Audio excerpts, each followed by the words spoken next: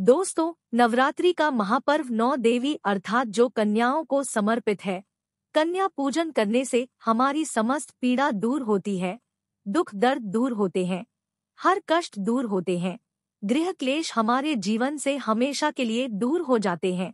यहाँ तक कि पितृदोष, राहु दोष, मंगल दोष, कालसर्प दोष मात्र कन्या पूजन से शनि से पीड़ित व्यक्ति को भी राहत मिलती है, सुकून मिलता है, घर में खुशी आती है तथा अकाल मृत्यु घर में कभी नहीं होती।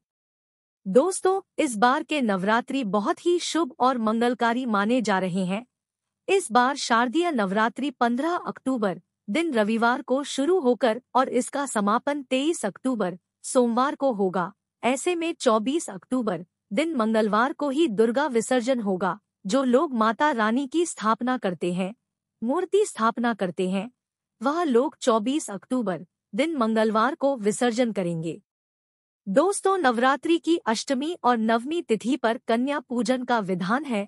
इस बार महाअष्टमी महातिथि 22 अक्टूबर 2023 यानी कि इस दिन रविवार है और नवमी तिथि 23 अक्टूबर 2023 दिन सोमवार को है। ऐसे में आप अष्टमी और नवमी को इन दोनों तिथियों में कन्या पूजन अवश्य ही करें। कन्याओं को भोजन अवश्य खिलाएं। शास्त्रों में 9 दिनों के नवरात्रि को बहुत ही शुभ और मंगलकारी माना जाता है और वहीं 8 दिनों के नवरात्रि को अच्छा नहीं माना जाता है। ऐसे में 10 दिनों के नवरात्रि बहुत ही शुभ माने गए हैं शास्त्रों के अनुसार। नवरात्रि के दिनों में माता रानी का पूजन करने से, कन्या पूजन करने से माँ अभय वरदान प्रदान करती है। कुंडली में जो कष्ट होते हैं उन्हें ठीक कर देती है। श्रीधर की तरह ही सच्चे हृदय वाले व्यक्ति के सभी कष्टों का निवारण माँ शीघ्र ही करती है। माँ की उपासना से विनम्रता का विकास होता है, सभी कष्ट दरिद्रता दुख नष्ट हो जाते हैं। नवरात्रि में माता रानी का व्रत और पूजन किया जाता है, लेकिन नवरात्रि के दौरान सबसे ज्यादा महत्व होता है कन्या पूजन का। दोस्तों, कन्या रानी जो होती है फूल की पंखुड़ियां की तरह नाजुक, कन्या पूजन सर्वोप्रिय है, श्रेष्ठ है। कन्या के रूप में स्वयं जगदम्बा देवी, माता वैष्णो देवी, 9 देवियां अर्थात समस्त ब्रह्मांड इनके शरीर के कण-कण में वास करता है। बहुत कम लोग जानते हैं 33 कोटि देवी देवताओं को वास होता है। कन्याओं के मस्तक पर कन्या चाहे छोटी हो या बड़ी हो, वह सदैव पूजनीय है, माँ के समान मानी जाती है। दोस्तों, माना जाता है कि व्रत और उपासना से माता रानी इतना प्रसन्न नहीं होती है जितना कि कन्या पूजन से होती है। नवरात्रि में छोटी छोटी कन्याओं को माता रानी का स्वरूप माना जाता है। कन्याओं को भोग लगाया जाता है, उन्हें प्रसन्न किया जाता है और बदले में आशीर्वाद मांगा जाता है। कन्याओं को प्रसन्न करने के लिए गिफ्ट आदि उपहार वगैरह दिए जाते हैं। माना जाता है कन्याओं को कोई भेंट दी जाए और वह उसे खुशी खुशी स्वीकार कर ले तो इसका मतलब है माता रानी अर्थात माता वैष्णो ने वो भेंट स्वीकार कर ली। जिन पर कन्याएं प्रसन्न होती है तो समझो उन्हें माता रानी का आशीर्वाद मिल गया और माता रानी की कृपा से उन्हें मुँह मांगा वरदान प्राप्त होता है। कन्या पूजन कोई मामूली पूजन नहीं होता। समस्त ब्रह्मांड में जो पूजा होती है उनसे बढ़कर कन्या पूजन को माना जाता है। 10 बार गंगा स्नान करने से और 100 बार यज्ञ करने से तथा 1000 बार यात्रा करने से जो पुण्य मिलता है वह मात्र एक बार कन्या पूजन करने से करोड़ों गुना भक्त को मिल जाता है। दोस्तों, इसीलिए कहा जाता है कि कन्याओं को सताना नहीं चाहिए, इससे समस्त ब्रह्मांड हिल जाता है। कन्याओं की जितनी सेवा की जाए कम ही होती है। कन्याएं कोई मामूली नहीं होती। कन्या के रूप में स्वयं उनके मस्तक पर विराजमान होकर देवी माँ स्वयं चलकर आपके घर तक आती है। नवरात्रि में 2 साल से लेकर 10 साल तक की कन्या का पूजन होना चाहिए। अष्टमी अथवा नवमी को कन्याओं के पैर धोकर भोजन करना, उपहार आदि देना श्रेष्ठ माना जाता है। ऐसा मौका कभी हाथों से नहीं जाने देना चाहिए। इस दिन जितना ज्यादा हो सके कन्याओं को हाथ पढ़कर, पैर पढ़कर अपने घर तक लेकर आए। दोस्तों, कैसे करें कन्याओं का स्वागत? कन्या जब आपके घर आए तब सभी के पैरों को दूध और पानी से उनके पैरों को धुलना चाहिए। खासकर मर्दों को कन्याओं के पैर आवश्यक धोने चाहिए, इससे मैया वैष्णो प्रसन्न होती है। दोस्तों फिर उसके बाद कन्याओं को किसी साफ जगह पर जमीन पर कपड़ा बिछाकर बैठना चाहिए, उनके माथे पर अक्षत, फूल और कुमकुम लगाना चाहिए, फिर उसके बाद भोजन ग्रहण करवाना चाहिए। लेकिन हमेशा याद रहे, कन्याओं की थाली में 3 पूरियां कभी ना रखें, इसे शुभ नहीं, घोर अशुभ माना जाता है। 3 पूरियां तथा 3 रोटियां मरने वाले व्यक्ति के लिए निकली जाती है और जेल में कैदियों के लिए दी जाती है। ऐसे में कन्याओं को उनकी थाली में 3 पूरी कभी ना देना, लेकिन 1-2 करके पूरियां दे सकते हैं। इससे 3 संख्या बढ़ जाती है और दोष भी नहीं लगता। दोस्तों, कन्याओं को खाना खिलाने के बाद अंतिम में कन्याओं के सिर पर लाल चुनरी उड़ाना चाहिए और भोजन में आप खीर, पूरी, हलवा, चना तथा आलू की सब्जी, छोले वगैरह की सब्जी खिलानी चाहिए। पनीर आदि भी खिलाया जा सकता है। वैसे माता रानी का प्रिय भोजन खीर, हलवा, पूरी और छोले आदि ही है, लेकिन भूल से भी लहसुन और प्याज का इस्तेमाल कभी ना करें, अन्यथा अनर्थ हो जाएगा। अक्सर कई लोग कन्याओं को कुरकुरे का पैकेट, चिप्स वगैरह का पैकेट दिलाते हैं, जो कि घोर अनर्थ माना जाता है, क्योंकि इसमें लहसुन, प्याज का इस्तेमाल होता है, जिसके कारण आपका व्रत खंडित हो सकता है। माँ दुर्गा क्रोधित हो सकती है। जहाँ अपने 9 दिनों तक लहसुन, प्याज का परहेज किया, लेकिन आपकी एक गलती पूरे व्रत को खंडित कर सकती है। इतना भी नादान नहीं बनना चाहिए कि माता रानी रुष्ट हो जाए और कन्याओं को भी अशुद्ध होना पड़े। कन्याओं को डब्बा बंद कोई भी ऐसी चीज ना खिलाए जिसमें लहसुन प्याज होता है। कई चीजें तो ऐसी होती है मार्केट में जिसके अंदर लहसुन प्याज का इस्तेमाल होता है, ऐसा आप कभी मत करना। दोस्तों, कई लोग कन्या पूजन में खाना घर पर नहीं बनाते हैं और मार्केट से रेडीमेड लाकर खिलाते हैं तथा दही जलेबी खिलाते हैं, जो कि शुभ नहीं माना जाता। दोस्तों, ऐसा खाना वो लोग खिलाते हैं जिनके घर में मान लीजिए कोई दुर्घटना आदि हो गई है, या घर में कोई बीमार है, या कोई मुसीबत है, तब वो ऐसा करते हैं। लेकिन अगर आप स्वस्थ हैं, आपको कोई भी पीड़ा नहीं है, तो ऐसा भूलकर भी नहीं करना चाहिए।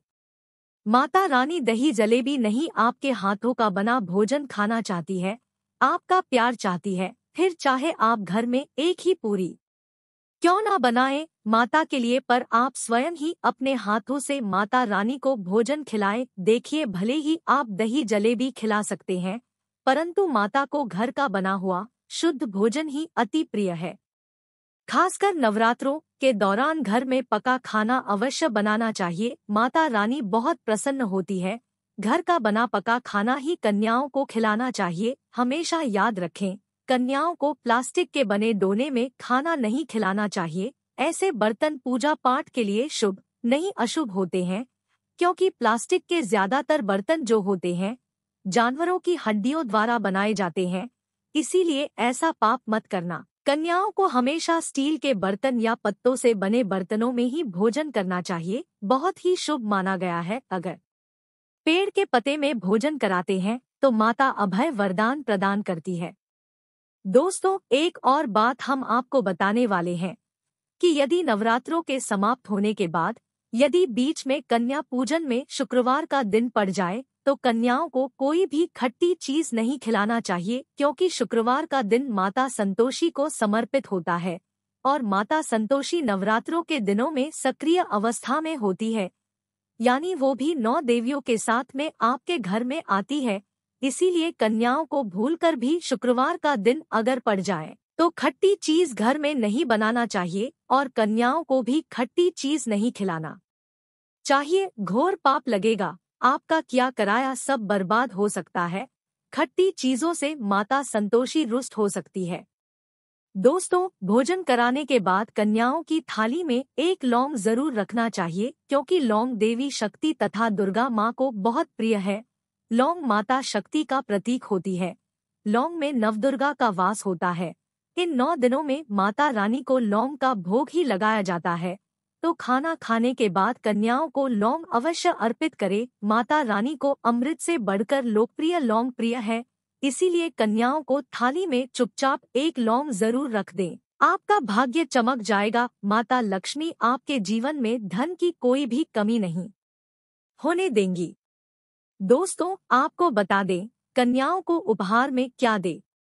कन्याओं को खुश करने के लिए उनकी थाली में दक्षिणा डालें, ताकि आपके घर में संपन्नता बनी रहे तथा धन की कोई भी कमी ना हो। कन्या जब आपके घर से खुशी खुशी धन लेकर जाती है, तो वह भी आपको खुशी खुशी कई गुना आपको धन प्रदान करती है। इस समय कंजूसी मत करना, खुशी खुशी कन्याओं को धन अवश्य देना। कन्याओं को कोई सुंदर गिफ्ट दे सकते हैं। शास्त्रों में बताया जाता है कि कन्या जितना खुश होती है, माता रानी उतना ही जल्दी फल की प्राप्ति करती है। ऐसे में आप कन्याओं को चॉकलेट बॉक्स दे सकते हैं तथा खूबसूरत कपड़े दे सकते हैं। याद रहे, काले कपड़े ना दे, और स्टील के बर्तन भी गिफ्ट के तौर पर दे सकते हैं। याद रहे कि कन्याओं को लोहे का कोई भी सामान नहीं देना चाहिए, नहीं तो राहु केतु का प्रभाव आपके जीवन में प्रवेश कर जाएगा। राहुकाल तथा राहु दोष आपको लग जाएगा, आप बर्बाद भी हो सकते हैं। दोस्तों, जब कन्या अपने घर के लिए प्रस्थान करे, तो उनके चरण जरूर छूने ले और अपने मन में अपनी प्रार्थना को पूरा करे। सच्चे दिल से मांगी हुई मुराद माता रानी अवश्य पूरी करती है। सच्चे दिल का मतलब होता है मन में कोई भी लालच ना हो। अगर वो लालच माता रानी को पाने के लिए बन जाए, तो उसे बोलते हैं सच्ची श्रद्धा और सच्ची भक्ति। ऐसी भक्ति के आगे स्वयं 33 कोटि देवी देवता आपको नमस्कार करते हैं। दोस्तों, नवरात्रों के दिनों में अगर मिल जाए ये संकेत, तो समझो माँ दुर्गा आपके घर में आ चुकी है। ये संकेत बताते हैं कि माँ दुर्गा का आशीर्वाद आपको प्राप्त होने वाला है। पहला संकेत, जब आप कलश स्थापना करते हैं, तो जौ से निकली हरियाली बहुत ही शुभ मानी गई है। कहा जाता है कि जौ से निकली हरियाली हमारे भविष्य में होने वाले अच्छे और बुरे होने का संकेत देती है। यह सभी बातें हमारे आने वाले साल का भविष्य बताती है। यदि आपने जौ बोए हैं और वो किसी कारणवश नहीं हो पाए हैं, तो ये संकेत बड़ा ही मनहूस माना गया है। कहा जाता है कि नवरात्रों में जौ अगर सूख जाते हैं या बढ़ते नहीं हैं, तो आपको समझ लेना चाहिए कि यह साल आपका खराब होने वाला है तथा घर में कोई बीमारी आने वाली है।